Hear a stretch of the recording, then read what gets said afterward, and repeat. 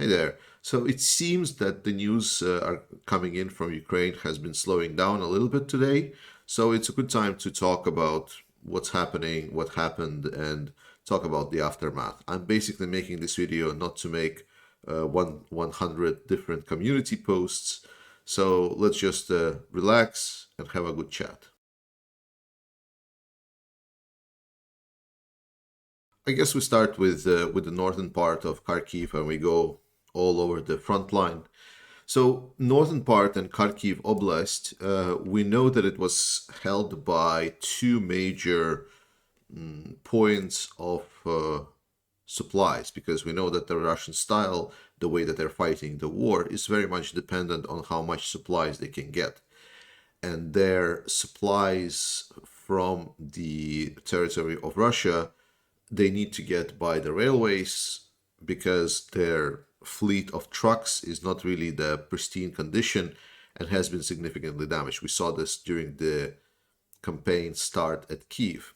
It was held on Kupiansk and a little bit to the south on Izium. So Kupiansk allowed basically to handle this area, whereas Izium then handled around this area. Then obviously the third part is in Lysychansk area. It's Starobilsk. This is the city that's essentially the same kind of matter as Kupiansk was for the north. Well, now that Ukraine has been able to take Izium and has been able to take Kupiansk, it's quite clear that no major military presence is possible in this area by now. And Russia has already stated that they want to tactically regroup the area from the Russian population. The question that I received was, well, what about these areas, around the border? Because technically they're supplied by Russia and they still can be held. So they still need to be recaptured. But they are not really giving any military advantage anymore. If before they needed this passage to get the railway line in, now we know that Ukrainians already came in and took Vovchansk. So now this rail line is not needed anymore. So this area most probably going to get liberated and Russians are going to get out of the country. This part, it still might be. It's going to depend if they want to resist and try to take this territory, but I'm expecting Ukrainians maybe go on aggressive at some point here as well. What about this part? Well, this part, Russians held mostly just so they can get the field artillery close enough to shoot at Kharkiv direction from the field artillery. So we got news this morning that Kazachia Lopan, this city here, has been liberated. So it's pretty possible that the Russians are also slowly pulling out, and that would mean that they are pulling out from the whole Kharkiv region, which is very good. Now let's talk about the Izium area and the area where Ukraine conducted their assault operation, because there has been some misunderstanding. So the way that Ukraine fought this, they had very highly spearhead mobile groups riding fast infantry vehicles. They've basically run in front, they've engaged the enemy, they tried to suppress them, and if there was a significant battle or some kind of a longer battle needed, then they basically sieged that area while the other groups were just passing by, and that's why they basically were advancing so fast. What this meant is that while they were able to quickly reach and maybe attack and take key areas where needed, or at least encircle them, there is still a lot of pockets of resistance, and I'm just randomly now showing you, right? While they're able to cut essentially this line from the river, there's still a lot of pockets of resistance and Russians and equipment that needs to be weeded out. So there's still a lot of work to be done for a lot of Ukrainian troops in the whole area. So it doesn't happen just naturally that the troops most of the troops in the area are running, as far as I'm aware, are running, surrendering, but not all of them. We also know that some of them apparently were able to escape, but again, how many, it's not completely clear. I've heard reports saying that there is about 15 battle tactical groups that were undersupplied. So everyone was saying, oh, there's 20,000 people in Izium. I think there was at some point, but maybe there wasn't so much, because right now the reports of captured soldiers are coming in basically in, in the hundreds right now, not really in thousands. So we cannot say that there is a full-blown 10,000 new captured soldiers. But then again, not all of the pockets of resistance in the area have been processed. Then we have the Severodonetsk Lysychansk situation. Yesterday, I drew in a community post that it seems that Ukrainians are. We know that apparently Yampil, Liman, and Svyatokirsk have been liberated. The Russians pulled out, and that would make sense because there is very little they can really do here.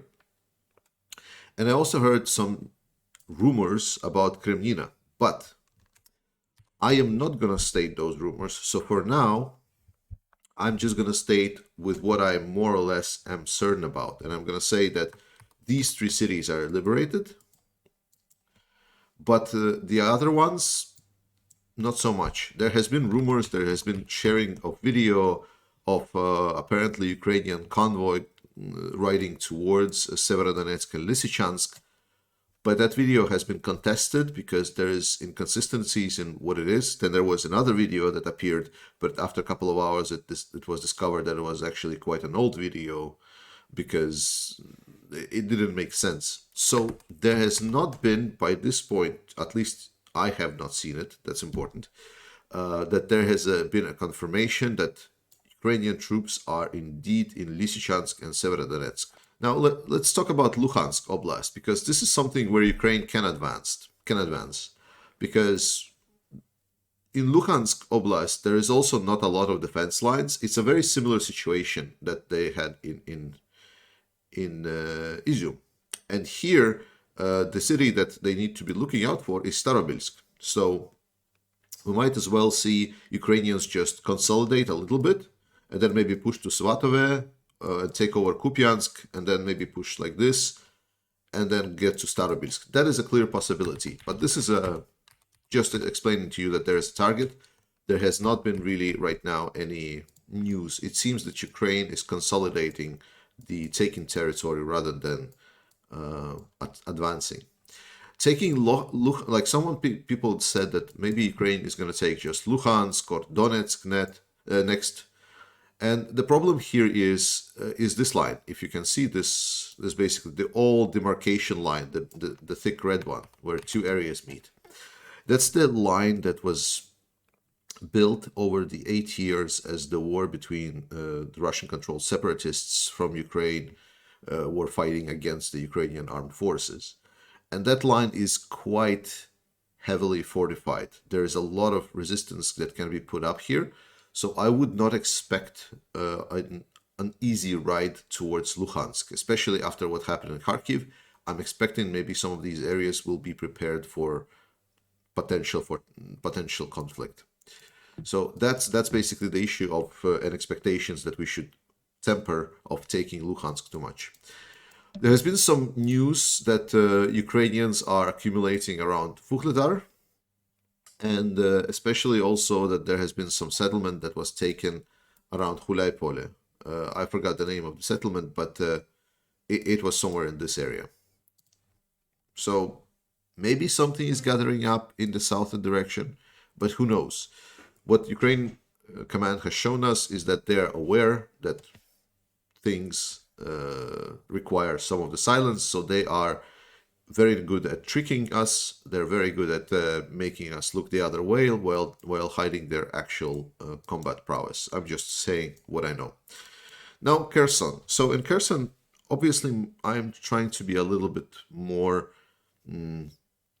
slower and vague in presenting the information about Kherson, just because it's a different kind of offensive that Ukraine is conducting there. The offensive that Ukraine is making Kherson is very tactical, methodical, because the troops, firstly, the troops that got in here are very high, battle capable. There is a lot of troops that are still very, very high, with a very high morale. Well, I mean, compared to the other Russian army. They're obviously mixed up with a lot of troops with lower morale. That's why we see some front lines fall and the others still stay. For example, we know that Ukrainians have advanced to Barvinok. Apparently, Barvinok has been taken, and the Lahadatne was also taken, if I'm not wrong, and these two settlements and Alexandrivka. And this happened because some of the defenders here was defended by some of the parts of this front was defended by the mobilized troops from DPR and LPR around Kisilivka, and they just at some point couldn't hold it anymore and they fell back. But there is also a lot of the highly mobile paratroopers that are in this area, and they are fighting quite well. And the problem with paratroopers, the irony is that they got the paratroopers into Kherson because they are so battle capable forces, but they also are battle capable and, important word, mobile forces. And their mobility would be super useful if they would have battle capable and mobile forces in this area right about now. So the irony is that the forces that Russia could have used so much that to help them in Kharkiv are now stuck in Kherson. And on the center axis, we know that there is right now fighting around Chkalove. So I'm pretty sure Davidov Brid still hasn't been taken. And I'm not sure about the Bruskinsky, so I'm not giving it to Ukraine. But this is about what we know. So this is how far Ukrainian advance has been going on so far in this area. It's a very slow and methodical moving forward. Again, the biggest enemy of the Russian forces in this area is not Ukrainians, it's attrition. And Ukrainians are attritioning the Russian forces. On the north side, it's very clear that Mirolюbivka and Lyubimivka has been taken. I believe Petrivka also. And Arkhangelsk, as far as I've heard, was also secured. So slowly but surely, village by village, Ukrainians are advancing. But again, I think the land gain here is not that significant because we need to wait until the supplies are going to start running low for the forces in the area. That's about the situation, so we should look out for where Ukraine will go next. I will keep you informed. If something comes up, I will try to release a special video or we'll do a notification in the community feed. And to end this, I would like to give a shout out to all the supporters of this channel, all the patrons and members. You can see them on the screen. Special thanks, obviously, to Andrew Griffiths for his massive pledge in Patreon. I run this channel non-profit until the end of war. I'm going to send all the money that I can to Ukraine to support Ukraine, and some of the money will also go to support the channel. Stay safe, support Ukraine, we will win. Slava Ukraini!